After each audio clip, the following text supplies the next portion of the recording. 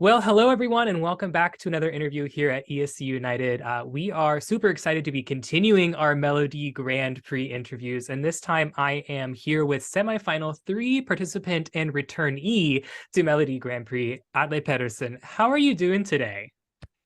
I am great now that I talk to you. So yeah, Thank you, I thank feel you. good. I feel good. It's been to be honest, it's been a kind of a bit of a rough week.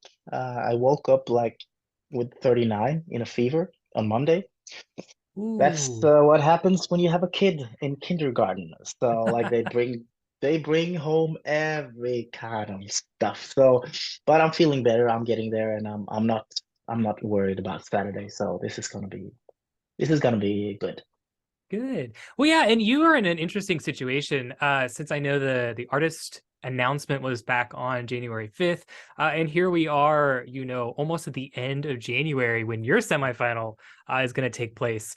Do you feel like maybe you have a little bit of a leg up on the competition since you had more time to prepare compared to like the semifinal 1 and 2, or is it just still chaotic? Um, kind of feel like maybe it's different, like the other way around. Like if you're Hmm. just like it's announced and then you go straight into it, like you know what to do, you're in it, like bum bum. And now it's like, dude, I have to hurry up because my semifinal is happening, and if I find my way through to the finals, it's like next week.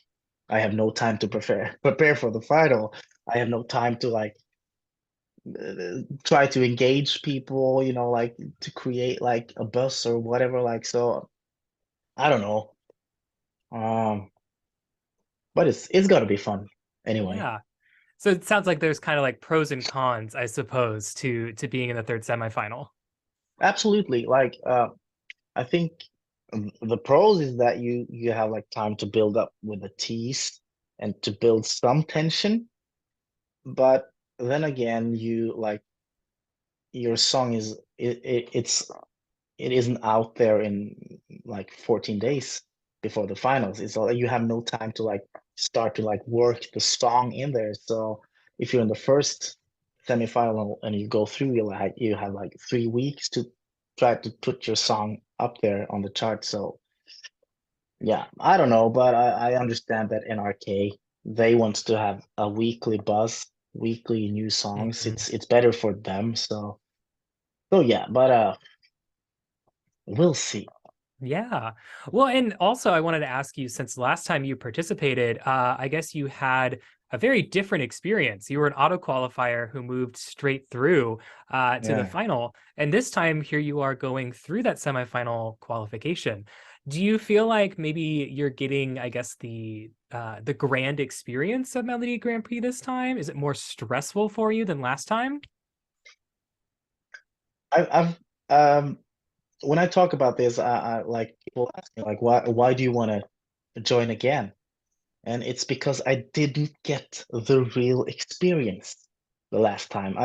It kind of felt like with the whole pre-qualify, it felt a bit strange because people they didn't relate to it. It was much more difficult to like to build up the engagement, like to build up the following, to get your followers to really care, you know. Um, and also there was no audience, so it was really boring Mhm. to do it. But so this time it feels a bit more real. It feels like it matters more. It matters more to me at least, and also I feel like when I'm out there in my channels, my social media, I talk to people. It feels like they care more this time because they know that we have to like work together now. We have to do this together to get me through to the final. Uh, so yeah, this feels more how it should be. Mm. Yeah, it Okay. feels more fair to everyone. Sure, sure.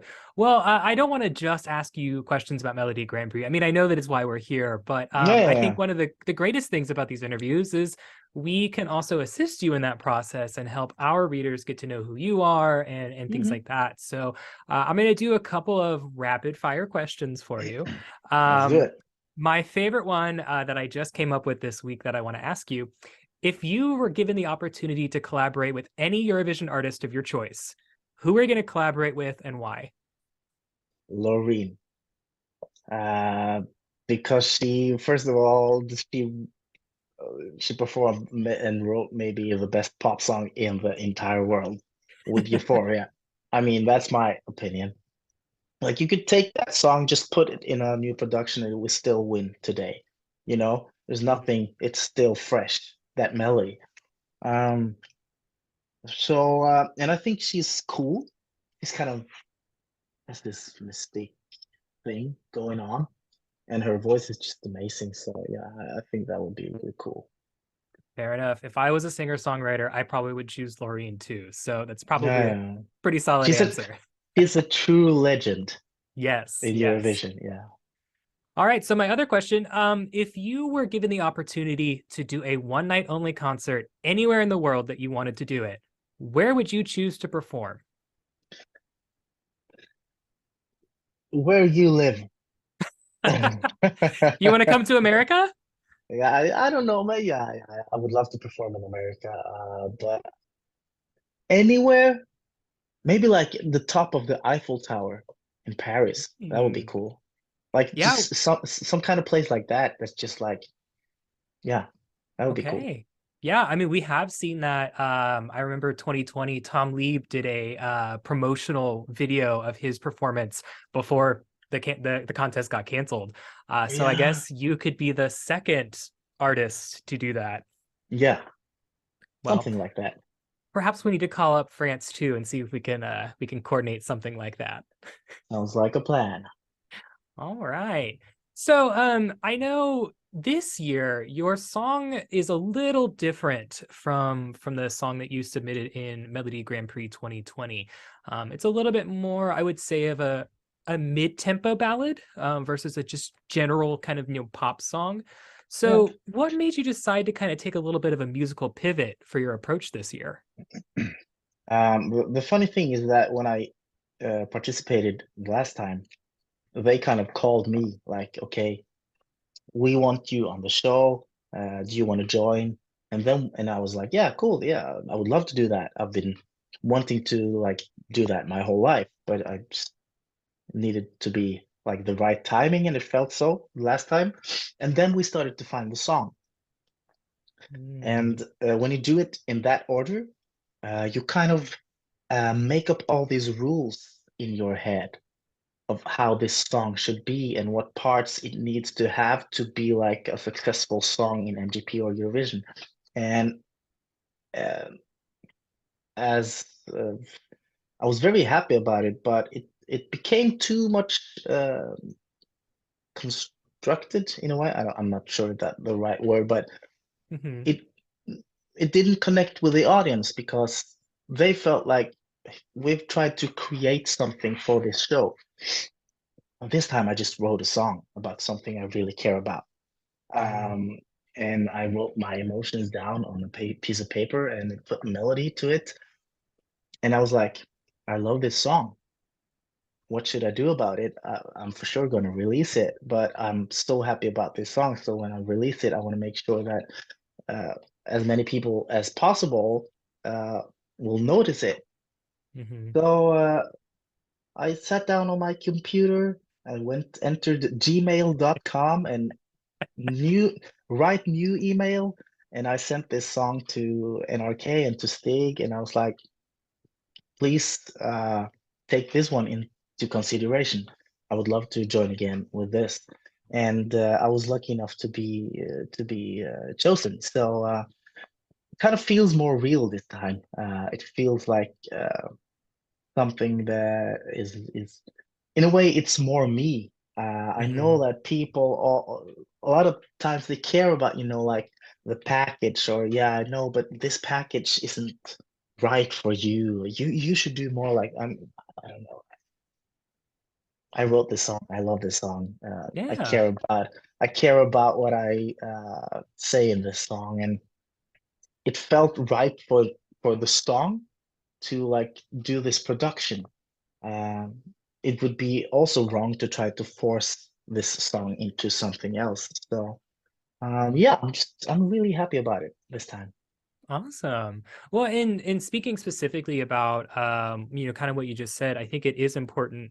I think you notice, especially as a viewer, when there's some sort of attachment to either the song or the message or the lyrics for the artist, rather than a song that is sometimes written on behalf of an artist, or like you said, kind of written for Melody Grand Prix.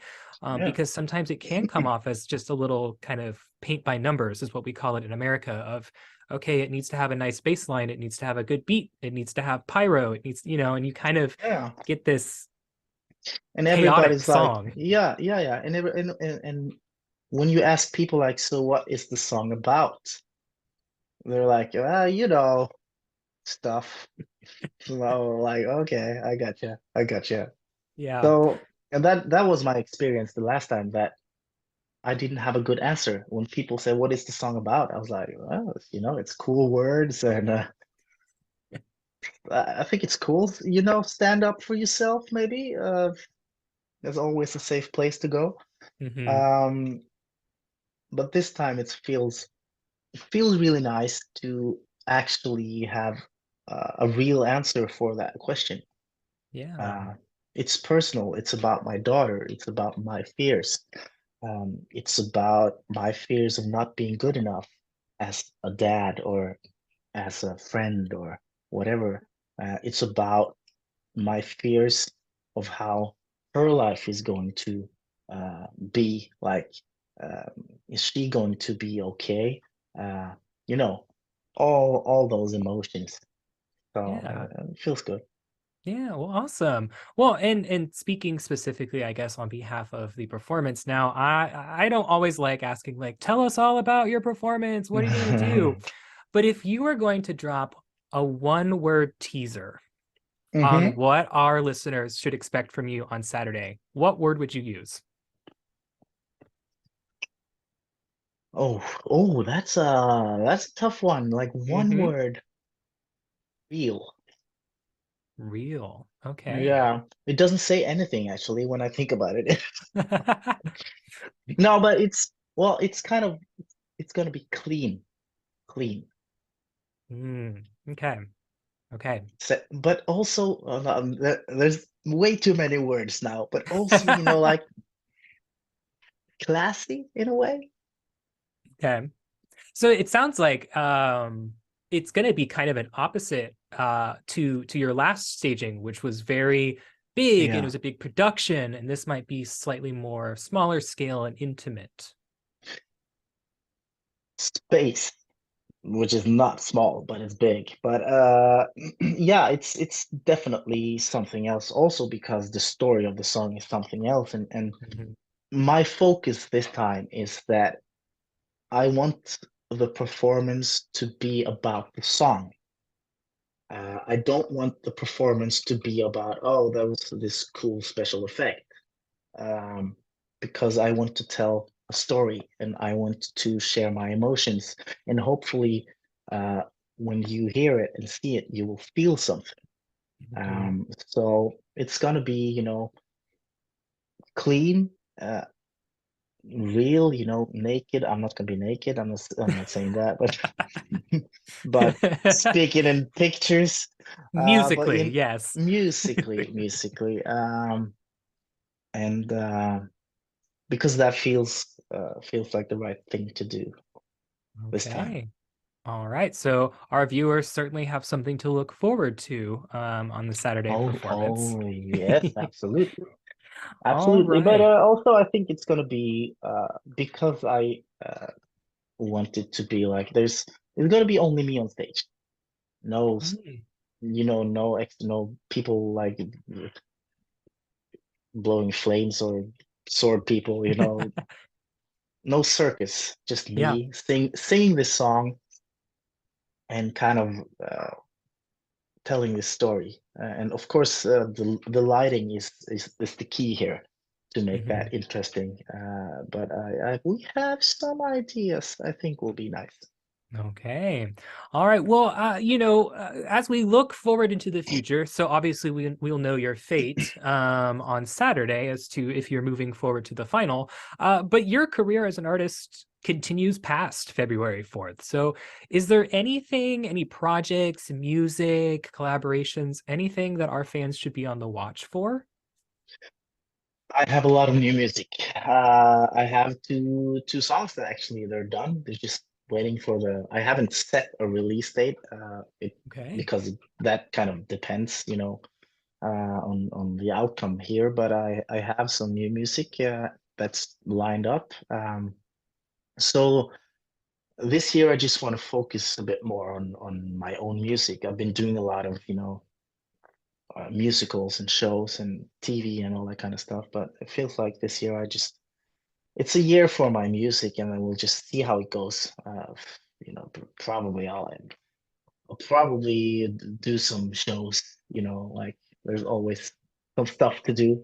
Mm-hmm. And a big part of my year is doing a Christmas tour, so that obviously I'm going to do as well. So yeah, Okay.